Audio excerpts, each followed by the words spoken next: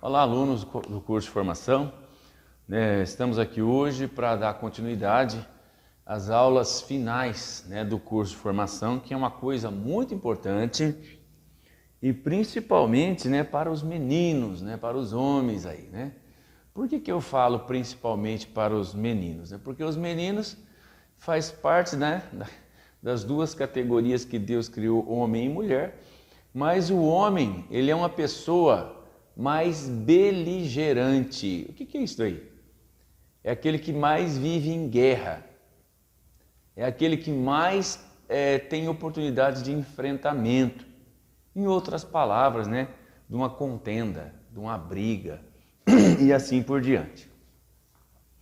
E nós vamos estar falando aqui hoje uma coisa que vocês precisam saber, principalmente os jovens aí que gostam muito, E, claro, quando eu estou falando jovens, eu não estou me referindo a vocês, alunos mirins, futuros guardas mirins, porque vocês não podem se envolver em violência, a menos que vocês se envolvam em violência como vítima, tá certo? E é isso que nós vamos ver aqui. Ah, mas como vítima, então eu tenho que apanhar para ser vítima, para aí estar justificado eu entrar numa violência? Claro que não. É por isso que nós vamos discorrer sobre isso daqui. A lei...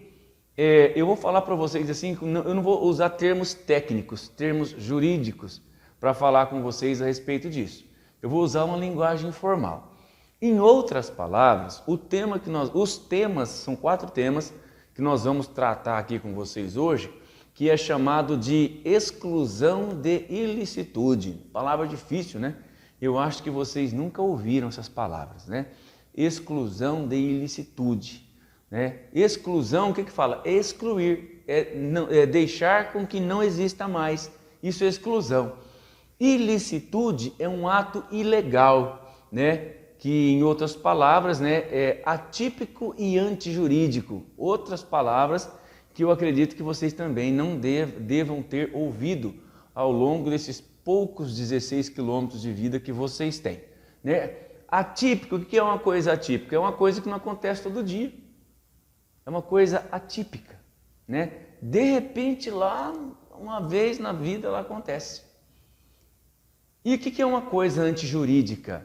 Jurídica vem de juiz, de lei, de norma, reguladora do convívio social, onde as pessoas vivem.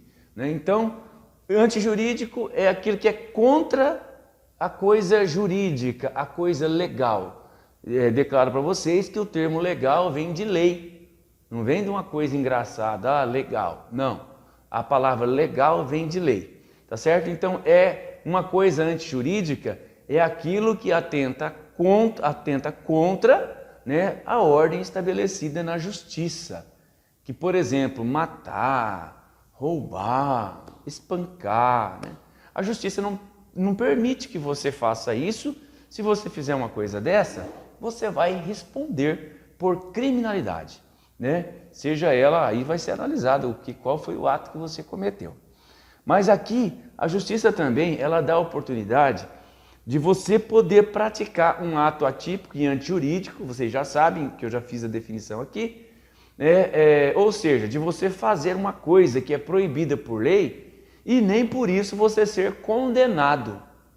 Em outras palavras, você pode até matar, o próprio Código Penal fala, e nós vamos estar falando dessas excludentes de criminalidade aqui. Então eu vou ler o conceito para vocês. Eu estava falando, você pode até matar e você não vai preso, você não vai ser condenado se você estiver enquadrado, no que a lei fala. A lei fala assim, você pode até matar e você não vai preso, porém tem que ser assim, assim e assim. Se for fora disso e você matar, você vai preso. Então é muito bom que principalmente os meninos venham entender, Porque geralmente é os meninos mais que se envolvem em brigas, Popularmente falando. Então a lei, ela prevê 4 tipos de ilicitude ou excludentes de ilicitude. Então ela fala do estado de necessidade. Ela fala assim, não há crime quando o agente, quem? A pessoa que se envolveu na briga, Ele age em estado de necessidade, em legítima defesa ou no estrito cumprimento do dever legal. Tá? Então, ou ainda, né, no exercício regular do direito. E nós vamos estar falando cada um deles. Primeiro que eu vou fazer aqui, eu vou ler o conceito, tá? O que a lei define. Aqui vai ter alguns termos difíceis, mas é muito bom vocês já irem se familiarizando com termos difíceis, palavras que vocês não conhecem, para enriquecer o seu vocabulário, né? Aquilo que você fala, as palavras que você sabe falar, e tendo em vista que conforme o tempo passa, mais necessidade você vai ter de conhecer novas palavras, tá certo? Então, sobre o estado de necessidade, diz assim: considera-se em estado de necessidade quem pratica o ato ou o fato para salvar de perigo atual que não provocou por sua vontade e nem podia de outro modo evitar, direito próprio ou alheio de outras pessoas, cujo sacrifício, nas circunstâncias, não era razoável exigir. Aí começa ainda umas outras definições aqui, ó. Não pode alegar estado de necessidade quem tinha o dever legal de enfrentar o perigo. Embora seja razoável exigir-se o sacrifício do direito ameaçado, a pena poderá ser reduzida de 1 a 2/3. Para que se considere em estado de necessidade, deve-se sacrificar um interesse juridicamente protegido pela lei para salvar-se de perigo que somente pode ser resguardado mediante lesão na outra pessoa.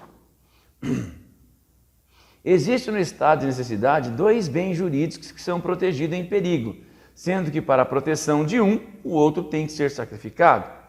O perigo deve ser atual, não pode nem ser passado e nem ser futuro, né? Para que se justifique o ataque. Ainda, o perigo deve ter interdependência da vontade do agente, não pode ter sido provocado pelo mesmo, bem como não existir outra forma de evitar o perigo, sendo o seu sacrifício a única maneira possível de evitar o perigo, ou que aquele perigo continue acontecendo.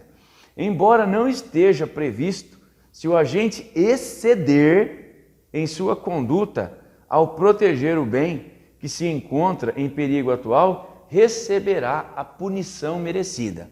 Bom, gente, como que eu poderia exemplificar para vocês um estado de necessidade? Eu vou dar um exemplo aqui muito importante, um exemplo que vai definir para vocês assim, ó. O que é estado de necessidade? É o momento em que você se encontra entre você morrer ou outra pessoa morrer. Vamos assim dizer. Vamos dar um exemplo. Você está, por exemplo, em um avião. Está você e o piloto. E aí você tem ciência, você sabe que naquele avião somente tem um paraquedas. E aí você vê que o avião começa a pegar fogo, a incendiar, a sair fumaça. Lá, o avião vai cair. O avião está sem controle. Só tem um. Quem que deve morrer? O piloto ou você? Né? Então, o que a justiça fala? Nesse caso, você pode, né, vamos dizer assim, imobilizar o piloto, você pode até matar o piloto, dar uma pancada na cabeça dele, e aí você pega o paraquedas, pula do avião e se salva. Isso é um estado de necessidade.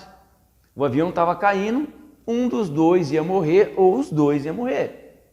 Só que aí a justiça não exige que você fala assim para o piloto: olha, piloto, você, né, tem filho e tal, eu não tenho, então pega o paraquedas para você que eu vou morrer. Isso aí tem uma opção sua. Só que a justiça ela não exige que você faz isso. Aí você pega, né, antes que o piloto, você sabe que o piloto é mais forte que você, antes que o piloto pegue o paraquedas, você dá uma pancada no piloto e ele morre. E aí você pula de paraquedas e aí você se salva. Aí depois vai vir a polícia fazer ocorrência, vai se instaurar um inquérito. Em todo o plano de voo, eu estou falando do avião, né? Em todo o plano de voo, toda vez que um avião vai sair do solo para voar, é feito um documento em solo, ali no aeroporto, e é registrado quem está entrando naquele avião, que hora que ele vai partir, para onde que ele vai, quais são as pessoas que estão dentro daquele avião, ou seja, a polícia vai saber que você estava naquele avião. Ainda que você tenha caído em outro lugar, tenha fugido, a polícia vai ficar atrás de você, tá certo? Mas vamos supor que você não fuja, você conhece a lei, você conhece a norma. Você sabe que você estava no estado de necessidade. Você sabe. E aí você pega, se apresenta para a polícia, olha, eu estava no avião com ele, mas aí eu tive que matar ele porque o avião começou a pegar fogo e aí a polícia vai instaurar o quê? O processo. Você vai ser processado? Vai. O que é o processo? O processo é a averiguação dos fatos. A polícia, então, através da Polícia Civil, ela vai começar a investigar. Vai trazer a perícia, vai analisar o avião, vai analisar, né, aonde que foi que você acertou, quantas vezes você acertou o piloto para poder, sei lá, matar ele, né? Se ele não morreu com a queda do avião. A justiça, a polícia, ela consegue descobrir essas verdades e não adianta você enrolar e você mentir. Numa situação de crime, seja ele culposo ou doloso, vocês já sabem a diferença disso. Doloso é quando eu quero e faço. E culposo é quando eu não quero fazer, mas acabo fazendo o problema. A justiça consegue descobrir se você é culpado ou se você está mentindo. Mesmo que ela consiga detectar que só tinha um paraquedas, ela consegue saber se você está mentindo ou não. Então você se apresenta, aí vai ser instaurado o processo, aí vai chamar a testemunha, quem viu o avião cair, de que forma que o avião caiu, né, quais foram os danos que o avião tinha, vai pegar a sua versão a respeito do fato.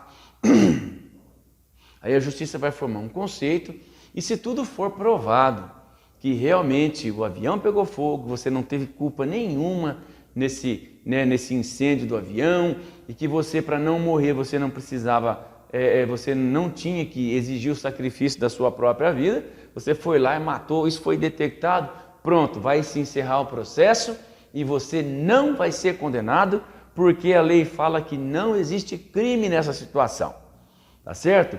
Mas aí, pessoal, tem uma outra coisa que você precisa saber. Esse perigo, esse fato do avião estar lá no ar, você matar o piloto, ninguém está vendo, né?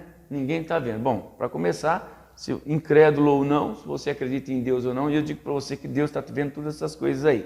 Então, a justiça vai analisar, realmente o avião pegou fogo, escapou lá uma válvula de combustível, uma mangueira de combustível, o avião pegou fogo e realmente só tinha um paraquedas, foi comprovado que naquele avião só tinha um paraquedas, então você estará sendo absolvido. Em outras palavras, você estará sendo perdoado.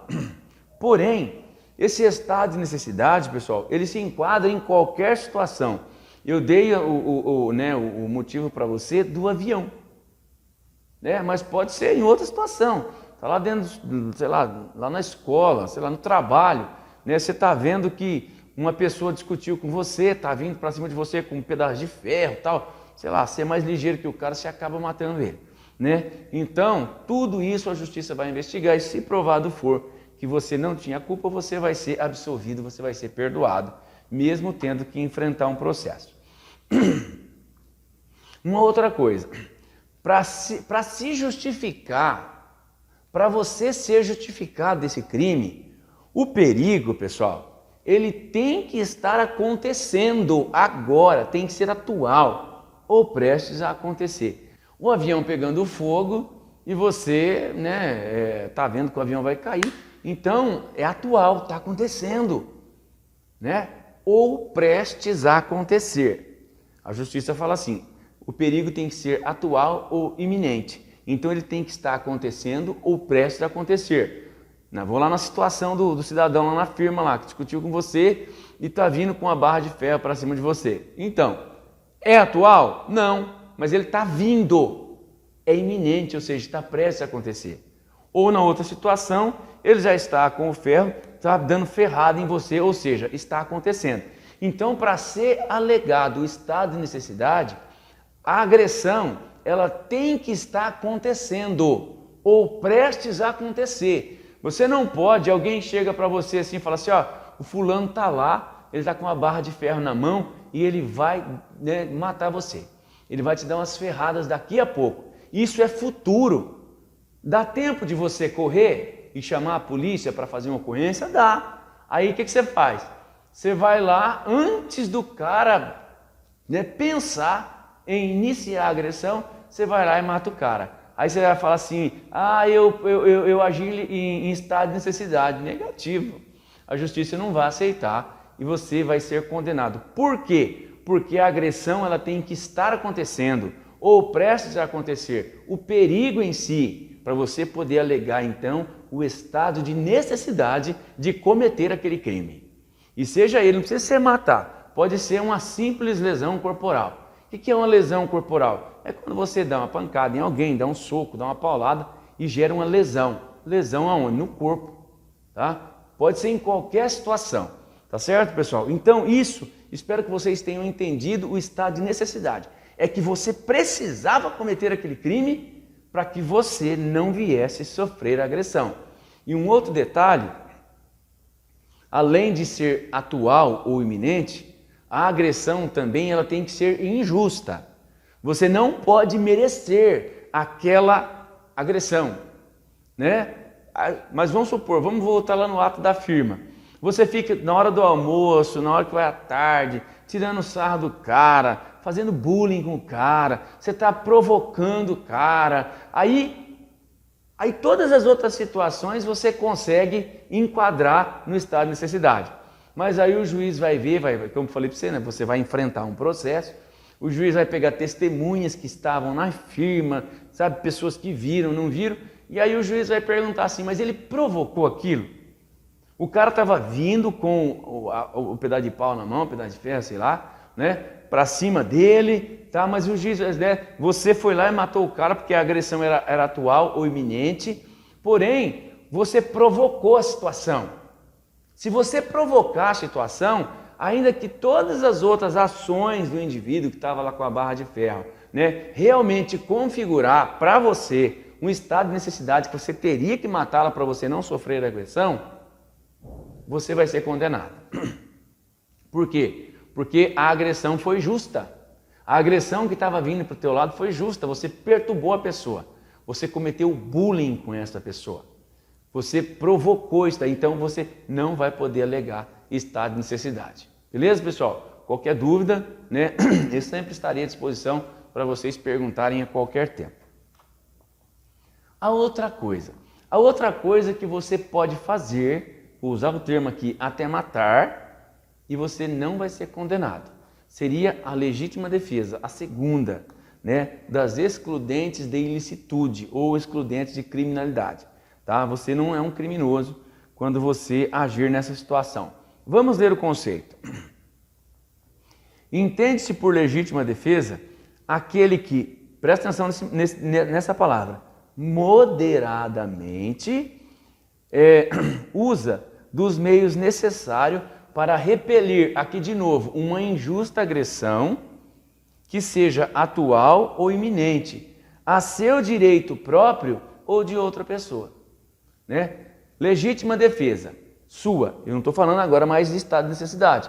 Eu estou falando de legítima defesa. O que é uma legítima defesa? É você defender a sua vida, a sua identidade, porque é legítimo que você defenda. Você tem o direito de defender a sua própria vida e o seu corpo de qualquer tipo de lesão. Então é uma legítima defesa, tá certo? Aí eu vou continuar lendo aqui, né? Além do direito próprio, a legítima defesa engloba também direitos de terceiros. Assim como o estado de necessidade, deve-se tratar de um perigo atual, presente, né, que esteja acontecendo ou prestes a acontecer. Não se faz necessário que o agressor agrida o bem jurídico tutelado ou protegido. Nos casos de ameaça ao bem jurídico, a agressão repelida injustamente também é considerada legítima defesa. A agressão, novamente aqui, pessoal, deverá ser injusta, não havendo que se falar em legítima defesa quando a agressão decorrer de provocação do autor do pancada, do homicídio, de ter matado alguém. No caso, você que vai alegar legítima defesa. porque o outro já está morto, não tem o que fazer.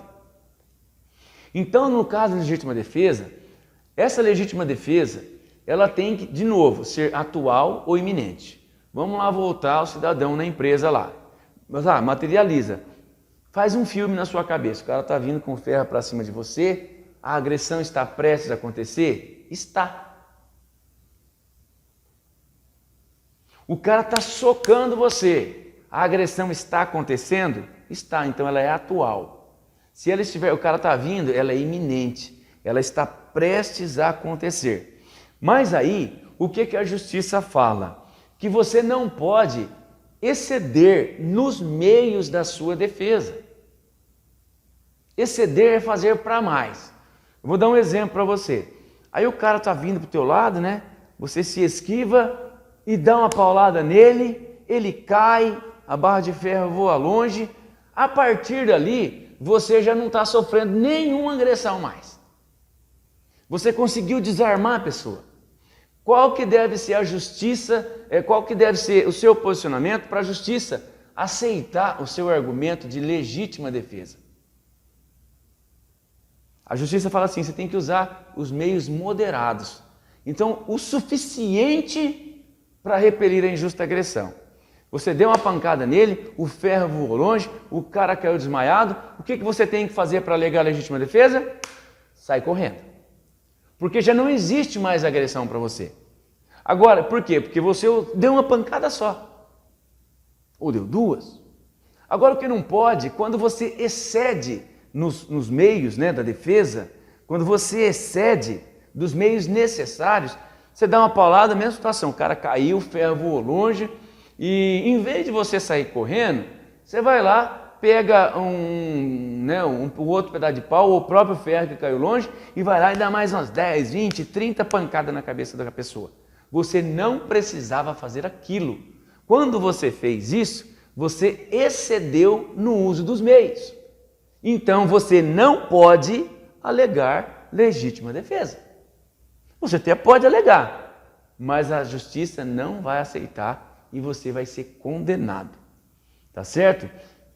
E ainda a agressão tem que ser injusta de novo. Você não pode ter provocado aquela agressão. Lembra do que eu falei, né?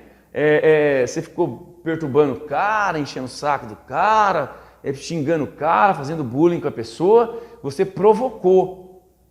Então são duas situações aqui que você tem que observar.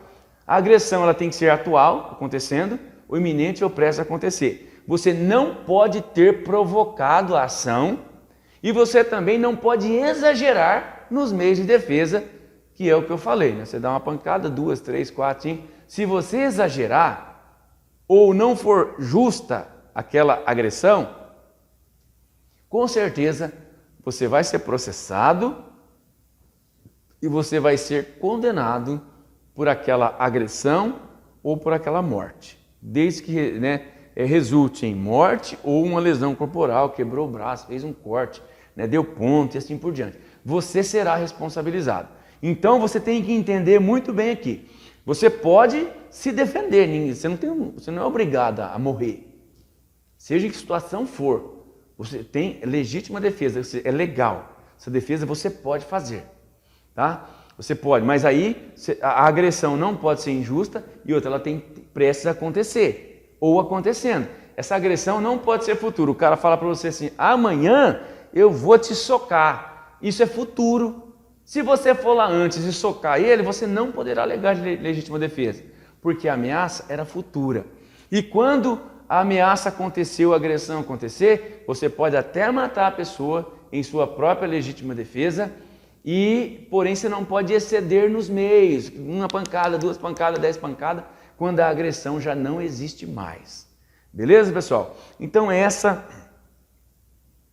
seria, né, a excludente da legítima defesa. Uma outra coisa, né, que aí foge um pouco, né, de vocês, de uma situação que vocês venham se envolver, porque são coisas assim que vamos falar assim, né, nós vamos falar aqui do estrito cumprimento do dever legal, né? Estrito cumprimento do dever legal se enquadra em... eu esqueci de falar uma coisa ainda sobre a legítima defesa. A legítima defesa que você pode provocar não precisa ser só em você. A justiça também aceita você alegar legítima defesa quando você matou alguém ou espancou alguém, quando você tem a intenção de defender uma pessoa. Um exemplo, você está passando na rua, aí tem lá um ladrão, derrubou uma senhora velhinha no chão e está lá tentando roubar ela, né, chutando ela. Você está sofrendo alguma coisa? Não, quem está sofrendo é a velhinha lá. Você pode ir lá e, se até preciso for, lesionar o ladrão, até matar o ladrão, porque a justiça também permite que você defenda a vida do terceiro, da outra pessoa. E você, mesmo não sendo contra você, você terá o direito de alegar legítima defesa. Tá certo? Tá certo? Então, vamos lá, no estrito cumprimento do dever legal. Eu poderia citar, né, que também não existe crime nessa situação, não existe crime. Quem, no exercício do estrito cumprimento do dever legal, de lei, ele comete esse tipo de crime ou lesão. Eu poderia citar para você, por exemplo, seu pai, sua mãe, né, que eles têm o estrito cumprimento do dever legal de conduzir o lar ali em harmonia. Né? Conduzir o lar em harmonia. Eles têm um dever legal, eles são pai. Tá? Então, às vezes um filho está lá, um filho espancando o outro, a punho de morte. O pai tem o direito, o dever, porque ele tem o cumprimento do dever legal dele. A lei dá esse pátrio poder para o pai. Ele tem poder de repelir aquela agressão e trazer de novo a paz ao lar. Ele tem esse dever, né, de trazer a paz ao lar. Então, um dos exemplos que eu posso citar para você seria o pai, o chefe de família, né, que ele tem o dever legal de repelir aquela agressão que esteja acontecendo no lar e ainda não ser condenado pela justiça, porque nós estamos falando em estrito cumprimento do dever legal, que é uma das 4 excludentes de criminalidade. Tá certo? Um outro exemplo, a polícia. Né? A polícia está aí na rua, trabalhando, aí de repente é o dever dela manter a cidade, né, numa paz social. É o dever da polícia. Quem faz esse tipo de serviço? A polícia militar. E ainda de nós, simples, né, civis, simples população de uma cidade, se não tivesse a polícia militar aí na rua, né, fazendo patrulhamento, fazendo a lei ser cumprida. Né? Ai de nós, se nós não tivéssemos a polícia militar aí. Né? Então, esse pessoal, eles têm o dever legal de proteger a sociedade. E não são poucas as vezes que eles também sofrem agressões. E muitas vezes eles são obrigados a atirar. Nunca eles têm a intenção de matar, a não ser o atirador de elite. Aí não tem o que fazer. O atirador de elite, aí sim, esse cara tem o dever de matar. Porque ele só é chamado quando não tem mais jeito. Então, quando ele vai atirar numa pessoa, ele vai, mas isso está protegido por lei também. O atirador de elite, ele é protegido por lei. Se ele mata 1, 2, 3, 200 pessoas se for necessário, né? Mas tem que estar havendo lá a agressão, tem que estar havendo o sequestro. Esse cara, ele é chamado para matar. Já os policiais que trabalham na rua, eles não atiram para matar, eles atiram para diminuir a resistência do agressor. Então eles têm o dever legal. Aí, claro, né, vai vir a polícia civil, a polícia científica, vai ser instaurado um processo, vai ser analisada a ocorrência, e vai ver se os policiais, né, se eles podem estar enquadrados dentro, né, do estrito cumprimento do dever legal. Então, por isso que eu falei para vocês, alunos, o que interessa mais aqui são os 2 primeiros tópicos que eu falei, que é o estado de necessidade e a legítima defesa. Principalmente a legítima defesa, é o que mais interessa para vocês. Sobre, pessoal, o exercício regular de direito, ele quase, chega a aparecer com o estrito cumprimento do dever legal. Também não vou falar para vocês, é importante que vocês saibam que existe 4 excludentes de crime, que é o estrito cumprimento do dever legal, o exercício regular de direito, o estado de necessidade e a legítima defesa. Interessando para vocês somente o estado de necessidade e a legítima defesa. Esses dois vocês têm que carregar na sua mente todos os dias, para que quando você se deparar com uma situação dessa, você possa agir da maneira correta como a lei determina. A Constituição Federal, só para a gente encerrar, a Constituição Federal, ela diz assim: nenhum brasileiro nato que nasceu no país ou um brasileiro naturalizado, pessoa que veio da Argentina, dos Estados Unidos e tal, e ganhou a cidadania brasileira, esse é o naturalizado, não pode alegar ignorância das leis vigentes do país. Então, que dirá nós brasileiros que nascemos aqui e moramos aqui? Então fica esse conceito, essa definição, esse esclarecimento. O assunto, ele não se encerraria aqui, porque cada situação tem que ser analisada. Não precisa ser só pancada, só tiro, só facada. Uma pessoa vem em direção a você para te jogar um líquido ácido em você, jogar gasolina em você, para depois pôr fogo em você. Então, são diversas as situações que podem ser enquadradas no estado de necessidade e na legítima defesa, que são os dois assuntos que mais interessam para que você venha saber delas.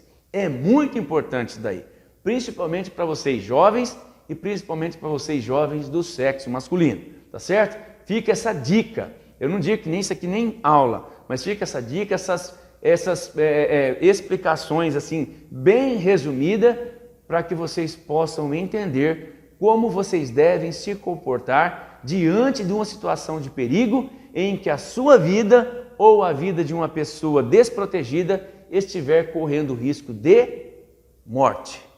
Pessoal, uma coisa eu vou dizer para vocês para a gente encerrar definitivamente o vídeo. O conhecimento, isso que eu estou passando para vocês é o conhecimento. E o conhecimento, ele liberta. A ignorância aprisiona. Inclusive, pode te mandar para a cadeia por causa de uma atitude impensada. Você pensa que é só bandido, traficante que vai para a cadeia? Não. É aquele que comete um crime também, mas ele não conhece as normas de como cometer um crime com segurança. Aí acaba fazendo besteira. Beleza, pessoal? Então, eu desejo que vocês nunca se envolvam numa situação como essa, porém, se envolverem, guarda esses ensinamentos que eu estou passando para vocês, certo? Um grande abraço e até a próxima aula.